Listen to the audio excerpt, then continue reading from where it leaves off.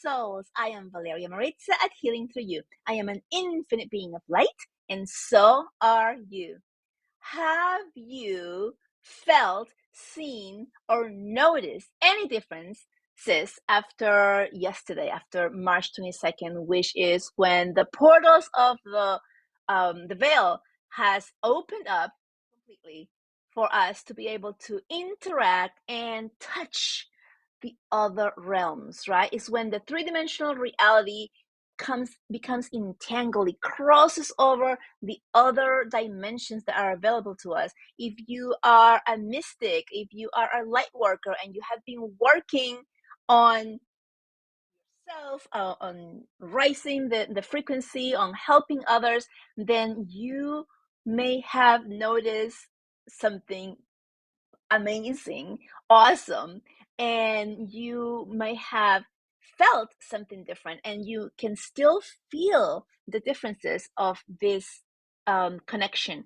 Your abilities, your gifts have deepened and strengthened. You may have awoken new gifts and or abilities within you that you may not have used before. All of these are available energies that are open for us. So yeah, so yesterday was the big day. Today we're still basking in this energy. Obviously it's not just like one day thing. Yesterday was the culmination. It's a couple of days before, a couple of days later, but it's going to continue. This has completely changed and shifted the way that everything in the world moves and works. So you may begin to notice huge changes of things happening, movements, all good stuff, guys. You may also notice people around you looking at you differently, perhaps because they can see your light, perhaps because they are awakening themselves and they don't know what it is that is attracting them to you. When I say they can see your light, yes, some people can actually see the light with physical eyes, but others will just sense it, will just sense that light or see it with their third eye and not know exactly what it is about you that's changed, that's bigger, that's warmer, that is more loving, that they feel so attracted to you. And so these are some of the things that you may expect to see. And if you see somebody looking at you weird, then just smile and maybe you want to start a conversation and see where it takes you, because perhaps they are somebody who are just awakening, who are just starting on their journey, and you might be the one that is at the right place at the right time to help them understand what's happening, and confirm to them that they're not alone, right? Or they're not crazy. Because the first thing that happens when people have spontaneous awakenings, or like big shifts happen, that they become aware of things that they weren't before, is that they begin to feel that they're crazy, and that they are alone. Those who continue to see and they're just so sure that what they're seeing is real, but they have no one around to confirm it or to speak about it, they feel like, alone, right? So they're like, I know I'm not crazy, I know everybody else thinks I'm crazy, but I still feel alone. And so this might be a good time for you to be available and open to help those souls who are coming into this wonderful side of the light, is what is being told. So amazing. I hope that you are reaping into this energy. It is such positive energy of change, of abundance, of love, of magnificence that is available to you right now if you choose it. And so that is so interesting, because just as I'm saying that if you choose it, I open my eyes. I usually have my eyes closed as I'm channeling and I'm recording this, and it was 4:14, 4 minutes and 14 seconds, I should say, on the recording. And I was talking about repeating numbers, right? Whenever you see the repeating numbers, more and more you'll see repeating numbers. Those are your guides, your angels, letting you know that they're there with you, giving you that sign that they're here, they're protecting you, they're helping you, they're supporting you, that you're on the right track, that you're not alone. All of those repeating numbers that you may have been seeing often, repeating, are those signs. And so just know that you're not alone, know that you are connected, and know that you are fully supported. I just did a live in my Facebook group, and also kept, oh my gosh, I'm seeing again, it says here, I'm seeing 4 twos in a row on my laptop. So again, like, open my eyes, and there it is. It's like the guys are telling you, like, open your eyes, and there it is, the message, right? It's like, wow, like, it's like I had like an internal clock within me that I was like timing it so I have these numbers. No, that's not what it is. It is your guides tapping you and giving you that message of, hey, pay attention. Hey, we're here. Look at this, right? Here's some proof that you're not alone, that what you're doing is the right thing, that you are on the right path, and that there's really nothing that you can do that is wrong or whether you can fail. Oh, that is a big one. The failing card. Yes, they're talking about, so many of us believe that we're going to fail, right? So, oh, I am tuning into this. Yeah, that's not for me. I am not as excited or as talented or as amazing as, and then you fill in the blank of whomever it is that you're looking at. That's the failing card. They're calling it. So funny. So they're saying you cannot fail. You cannot fail. Just tune into what it is that you are doing, and follow your heart. I'm being called to pull a card here, and I got 2 cards. So at this moment, and so the first card that came out is take a break. Life's work is not life's work, not a session. Okay, I can't even read. A life's work, not a season. Get off the treadmill. So that's the first one. This relates to today's message so deeply because when we are on that treadmill of work, do, must, finish this to-do list, we do not rest, quiet the mind, and allow the messages of your guides, your angels, to get through.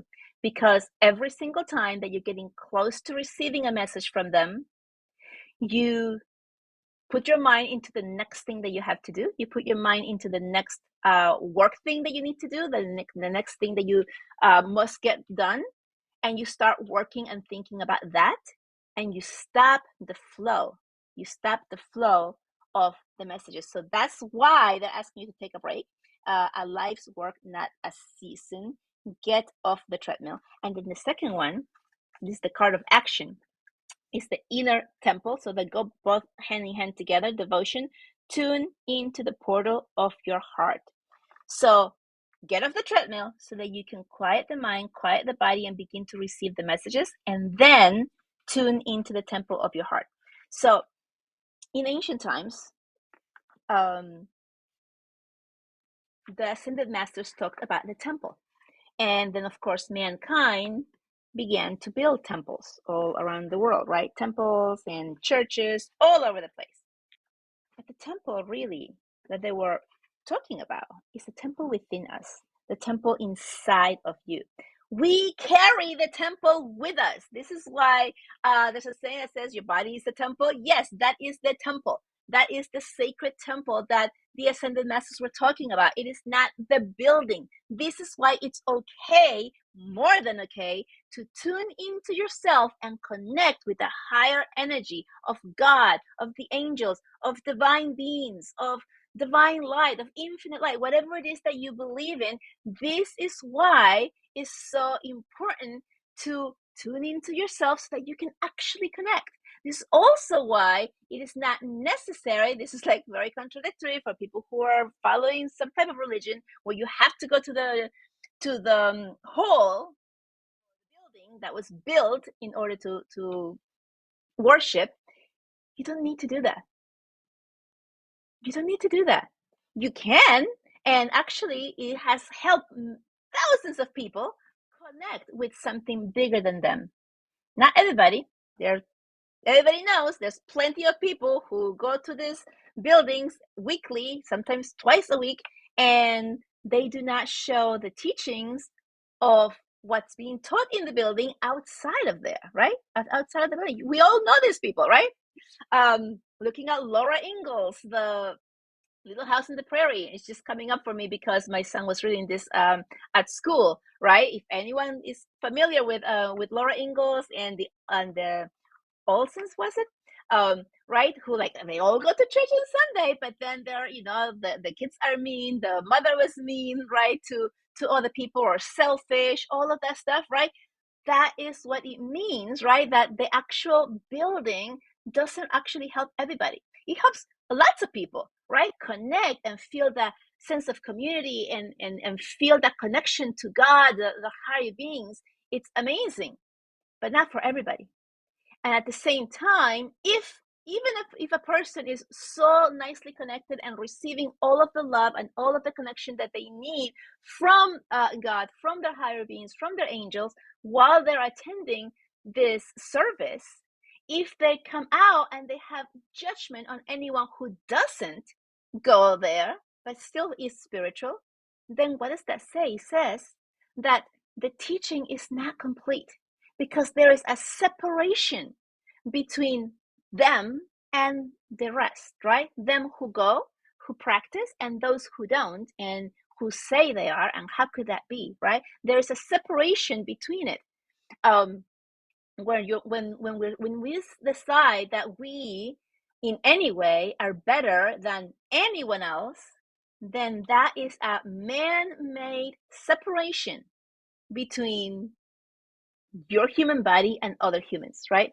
So what we want to achieve here is connecting to your inner temple, to the inner light within you, to become one with all. And once you're able to become one with all, and this is not easy, guys, but once you become one with all, you begin to see everything and everyone with love and compassion. You begin to see everything and everyone through the eyes of God, of the higher beings, of the Creator.